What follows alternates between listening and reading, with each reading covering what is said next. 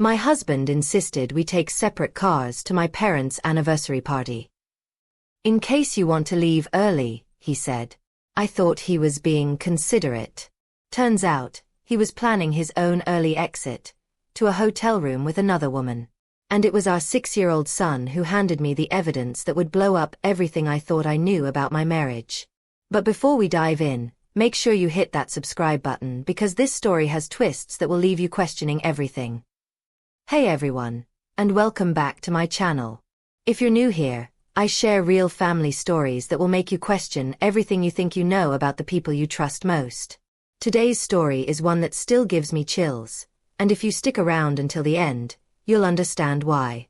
My name is Sarah, and this is the story of how my 6-year-old son became an accidental private investigator, and how one hotel keycard destroyed everything I believed about my marriage. Before I tell you what my son found, make sure you hit that subscribe button and the notification bell. Trust me, you're going to want to follow along for every twist in this story. And let me paint you a picture of what looked like the perfect marriage from the outside. Suburban dream house, white picket fence, family photos on every surface, and a husband who looked like he stepped out of a romantic comedy. David and I seemed to have it all. Married for 8 years, beautiful son, stable jobs, date nights every Saturday, family vacations that made our friends jealous. But you know what they say about Instagram versus reality, right? David had this way of kissing me goodbye every morning. It used to make my heart skip. Passionate, lingering, the kind of kiss that made me smile all day. But somewhere along the way, it became mechanical. Like he was checking off a box on his daily routine. Kiss wife. Check. Make coffee. Check. Maintain elaborate secret life? Well, we'll get to that part. Now, I want you to think about your own relationships for a moment. Have you ever noticed when someone's behavior changes so slowly that you don't realize it's happening until it's too late? If you're nodding along, hit that like button, and keep that feeling in mind as I tell you what happened next. The invitation to my parents' 25th anniversary celebration arrived on a Tuesday. They were throwing a big party at the country club. You know the type, where everyone gets dressed up and acts like their own marriages are just as solid as the anniversary couples. We should take separate cars, David said, barely glancing up from his phone. He was always on that phone lately, handling work emails that seemed to require a lot of smiling and typing. Separate cars? Why? I asked, pausing in the middle of folding laundry. In case you want to leave early. You know how these family things drag on, and you always complain about your uncle's karaoke performances. It seemed reasonable. My Uncle Bob did have a tendency to murder classic rock songs after a few drinks. But something about David's tone felt practiced. Like he'd rehearsed that excuse. Sure, I said. Whatever makes sense. Looking back, that should have been red flag number 1. When did we start planning separate exits from family events? Let me tell you about my son, Tommy. 6 years old, dark hair like his father, and this incredible ability to notice things that adults completely miss. He's the kind of kid who asks why the neighbor looks sad when she gets her mail, or why daddy's work trips suddenly require so many new clothes. Tommy had been asking questions lately that made my stomach knot up. Why does daddy smell like different ladies' perfume? Why does daddy laugh different when he talks on the phone? Why don't you and daddy watch movies together anymore? I'd been giving him the standard mom responses. Daddy works with lots of different people, sweetie. That's probably just work calls. Mommy and daddy are just tired lately. But Tommy was 6, not stupid. He could sense something was off in our house, even if he couldn't name what it was. The day of the anniversary party, I spent 2 hours getting ready. New dress, professional blowout, makeup that took me back to my pre-mom days. I wanted to feel beautiful again, wanted David to look at me the way he used to when we were dating. When I came downstairs, he glanced up from his phone, always that damn phone, and said, "You look nice." Nice. Not beautiful, not stunning, not even pretty. Just nice. Like I was a pleasant piece of furniture he'd noticed in passing. He was wearing his charcoal gray suit, The expensive one I'd bought him for our anniversary last year. He looked handsome, successful, like the kind of husband other women would envy. Little did they know what was coming. Ready to go celebrate eternal love? I asked, trying to inject some humor into the moment. Ready as I'll ever be, he said, but his attention was already back on his phone. Now, if you're enjoying this story so far, make sure you're subscribed because what happens next is going to completely change everything. And I mean everything. I was buckling Tommy into his booster seat when he did that thing kids do when they have a secret burning inside them. Got really quiet and fidgety. "Mommy," he whispered, looking around like he was about to confess to breaking something valuable. "I found something in Daddy's jacket." "What did you find, baby?" He looked toward the house, then back at me, then slowly opened his small fist like he wasn't sure he should show me. A hotel key card. White plastic with Riverside Inn, printed across the top in gold letters. Room 237. And written in purple ink, definitely not David's handwriting. "See you soon, M." My world tilted sideways. "Where exactly did you find this, Tommy?" "In Daddy's work jacket," he whispered. "The black one in the hall closet. I was playing hide and seek with Patches and I found it in the pocket." Kids playing hide and seek. The accidental downfall of cheating spouses everywhere.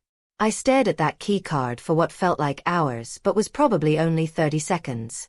My mind started racing through every possible innocent explanation. Maybe it was from an old business trip. Maybe he was planning a surprise for me. Maybe there was some perfectly reasonable reason my husband had a hotel room key with another woman's handwriting on it. But my gut knew the truth before my brain was ready to accept it. You always know, don't you? That sinking feeling that tells you everything you feared might be true actually is. "Tommy, we're going to make a quick stop before we go to Grandma and Grandpa's party, okay?" "Are we going to surprise Daddy?" he asked with that innocent excitement kids get. "Oh, we were going to surprise him, all right. Something like that, sweetheart." Before I tell you what I found at that hotel, I need you to pause and hit that subscribe button if you haven't already. Because what happened next didn't just change my marriage. It changed everything I thought I knew about my entire life. Trust me, you don't want to miss how this unfolds. The Riverside Inn was across town, about a 20-minute drive from our house. It was one of those mid-range business hotels, nice enough for out-of-town clients, anonymous enough for secrets. I parked in the back of the lot and left the engine running. "Stay here, Tommy. Mommy needs to check on something real quick." "Are you going to find Daddy?" "I'm going to find out the truth." The elevator smelled like industrial carpet cleaner and other people's secrets. I stood there watching the floor numbers tick up like a countdown to my life exploding. "Second floor, turn left, room 237. I stood outside that door for at least 5 minutes, just listening. There were voices inside. His voice, David's voice. Laughing in a way I hadn't heard in months. The kind of genuine, happy laugh he used to give me when we first started dating. And a woman's voice. Light, musical, young. I knocked. 3 soft, polite knocks like I was delivering room service. The voices stopped immediately. Footsteps. The door cracked open about 2 inches, and there was David. My husband of 8 years, standing in a hotel room doorway wearing nothing but boxer shorts and a look of complete panic. "Sarah." His voice came out as a croak. "What? How did you? What are you doing here?" Behind him, I could see a flash of movement. Someone scrambling to cover themselves. A woman with blonde hair and long legs disappearing into the bathroom. "David," I said quietly, holding up the key card. "We need to talk." He stepped into the hallway, pulling the door closed behind him like that would somehow make this better. Like I hadn't already seen everything I needed to see. "Sarah, I can explain this." "Can you? Can you explain why our 6-year-old son found a hotel room key with another woman's handwriting in your jacket pocket?" His face went completely white. "Tommy found it. That's what you're worried about right now?" That Tommy found your affair evidence. He slumped against the wall like all the air had gone out of him. How long have you known? About 15 minutes. But I've been feeling like something was wrong for months. The late nights, the secretive phone calls, the way you look at me like I'm a stranger living in your house. What David told me next. If you thought this story was intense before, make sure you stay until the end and don't forget to subscribe, because this is where everything I thought I knew about my life gets turned completely upside down. Her name is Monica, he said, staring at the ugly hotel carpet. She works in my building. It started about 4 months ago. 4 months. While I was planning Tommy's birthday party, trying to figure out why our marriage felt so cold, worrying about whether we should refinance the house, David was starting a whole new relationship. Are you in love with her? I asked. The pause was too long. Way too long. I don't know, he finally said. Maybe. It's complicated. It's really not complicated, David. Either you love your wife and son, or you love your girlfriend. Pick one. It's not that simple. It's exactly that simple. I didn't scream. I didn't throw anything. I didn't make the kind of scene you see in movies. I just walked away. But driving home with Tommy asking innocent questions about why we didn't go to the party yet, something clicked in my brain. If David was having an affair, if he was lying about this, what else was he lying about? That night, while David was working late, I now knew exactly where he was. I did something I never thought I'd do. I went through his things like a detective building a case. His laptop, his phone records, our credit card statements, our bank accounts. Everything. What I found made my blood run cold. Hotel charges going back 7 months. Not 4 months like he'd told me. 7 months of lies. Expensive restaurant bills for 2 people. Jewelry purchases from stores I'd never heard of. Weekend getaways that I definitely hadn't taken. But here's the part that really got me. David had been moving money. Small amounts at first, then larger sums. Transferring funds from our joint savings account into a personal account I didn't even know existed. He wasn't just having an affair. He was planning his exit strategy. Now, if you're watching this and thinking, Sarah, you need to protect yourself, you're absolutely right. Make sure you're subscribed, because this story is about to take a turn that even I didn't see coming. I started documenting everything. Screenshots, printed statements, photos of receipts. If this was heading to divorce court, I wanted evidence. But then I found something that changed everything I thought I knew about my family. In David's email, buried in a folder labeled Personal, were messages with someone I'd never heard of. Not Monica. Someone named Dr. Patricia Williams. And they weren't talking about David's health. They were talking about Tommy. The emails went back 6 months. David had apparently been suspicious about Tommy's paternity and had contacted this Dr. Williams about getting a DNA test done without my knowledge. The most recent email, from just 2 weeks ago, contained results that made my hands shake as I read them. Mr. Peterson, as requested, here are the results of the paternity test. Based on the samples provided, there is a 0% probability that you are the biological father of the child in question. Tommy wasn't David's biological son. But here's the thing that made me see red. David had known this for 2 weeks and hadn't said a word to me.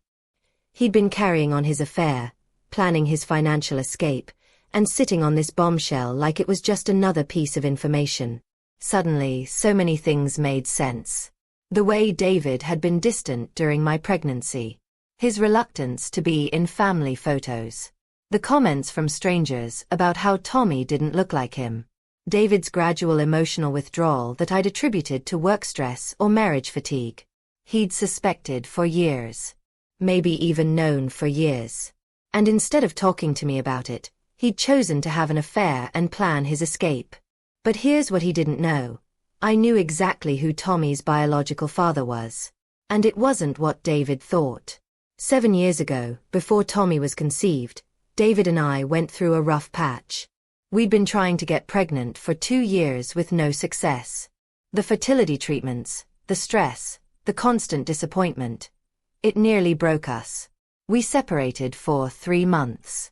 Didn't tell anyone, just took a break to figure out if we wanted to keep trying to make our marriage work. During that separation, I had a brief relationship with my college friend Jake. It was emotional, intense, and short-lived.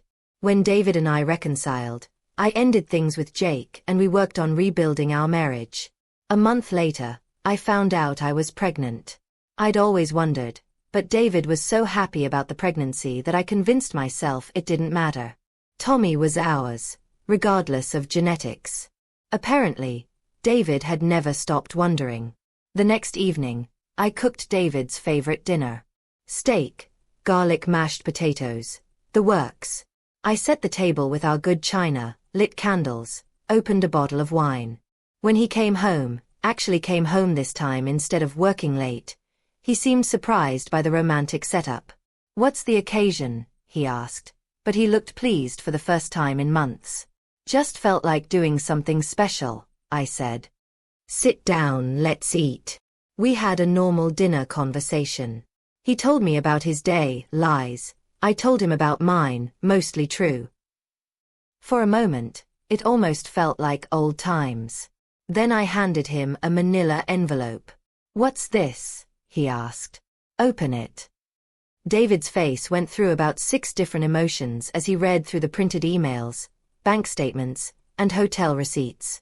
Confusion, recognition, panic, resignation, and finally something that looked almost like relief. "Sarah, I can explain." Can you explain 7 months of lies? Can you explain the money you've been hiding? Can you explain why you got a DNA test behind my back instead of just talking to me? He set the papers down and looked at me. Really looked at me, for the first time in months. "How long have you known about Monica?" "About a week. Tommy found your hotel key, remember? And the DNA test?" "About 12 hours. He was quiet for a long time. "Are you going to leave me?" What I said next. It's the moment I realized I wasn't the same woman who'd been desperately trying to save her marriage just a week earlier. Make sure you're subscribed because this transformation is something you won't want to miss. "David," I said calmly, "you've been planning to leave me for months. You've been having an affair, hiding money, and sitting on DNA results like they're some kind of trump card. The question isn't whether I'm going to leave you. The question is why you haven't left already." I was trying to figure things out. "No, you were trying to have it both ways. Keep me as your safety net while you explored your options with Monica. Keep living in our house, spending our money, playing daddy to Tommy when it was convenient, all while planning your exit strategy." He started to reach for my hand. I pulled it back. "Here's what's going to happen," I continued. "You're going to pack a bag and go stay with Monica or at your precious hotel or wherever you want. I'm filing for divorce tomorrow. And as for Tommy..." I pulled out one more piece of paper. "I contacted Jake yesterday. He's willing to take a DNA test, and if he's Tommy's biological father, we'll figure out how to handle that like adults. But either way, you've made it clear that you don't want to be Tommy's dad anymore." David stared at the paper like I'd just handed him a live grenade. Jake Morrison from college. The same Jake you always said you didn't like. The same Jake you never wanted me to stay in touch with. Funny how your instincts were right about that. "Sarah, Tommy is still my son." "No. David. Tommy is the child you've been emotionally abandoning for months while you played house with your girlfriend. Tommy is the child whose paternity you questioned behind my back instead of having an honest conversation with your wife. You gave up the right to call him your son when you chose Monica over your family." David moved out that weekend. Straight into an apartment with Monica, from what I heard through mutual friends. The divorce was finalized 8 months later. Jake did take a DNA test, and yes, he's Tommy's biological father. But here's the beautiful part of this story. Jake stepped up in every way David never did. He's been patient, kind, and genuinely interested in building a relationship with Tommy without pushing too hard or too fast. Tommy calls him Jake for now, but they have pizza nights every Friday and Jake never misses a soccer game. He's everything a father should be: present, engaged, and honest. As for David and Monica, their relationship lasted about 6 months after he moved in with her. Turns out, when the excitement of sneaking around disappears, you're left with just two people who bonded over betraying someone else. Not exactly a solid foundation for lasting love. If you're still watching, thank you for sticking with this story, and make sure you're subscribed because I share real family experiences like this every week. Here's what I learned from this whole experience. I learned that sometimes the worst betrayal leads to the best possible outcome. If David hadn't had his affair, if Tommy hadn't found that hotel key, I might have spent years more trying to fix a marriage that was already broken. I learned that biology doesn't make a family. Choice does. David chose Monica over us. Jake chose to step up and be the father Tommy deserves. I chose to stop settling for a man who saw us as obligations instead of blessings. Most importantly, I learned that sometimes you have to lose everything you thought you wanted to find everything you actually need. These days, Tommy splits his time between me and Jake. We're not a conventional family, but we're a happy one. Jake and I aren't romantic. That ship sailed years ago. But we're good friends and great co-parents. Tommy's thriving. He's got 2 adults who are completely invested in his happiness and well-being, instead of one who was checked out and planning his escape. As for me, I'm dating again, but slowly and carefully. I know what red flags look like now, and I know what it feels like to be truly valued by someone. If you're in a relationship where something feels off, trust your instincts. If someone's behavior changes dramatically, ask questions.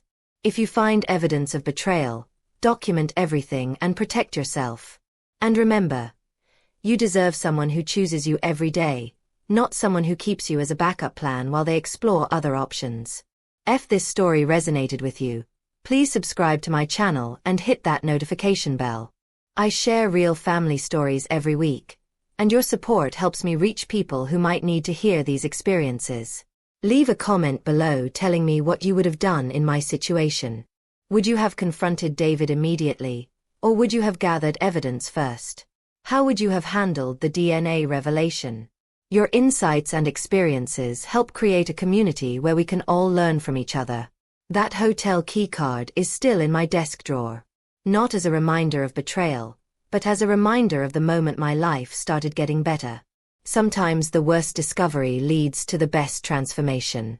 Tommy asks me sometimes why his first daddy left and his second daddy stayed.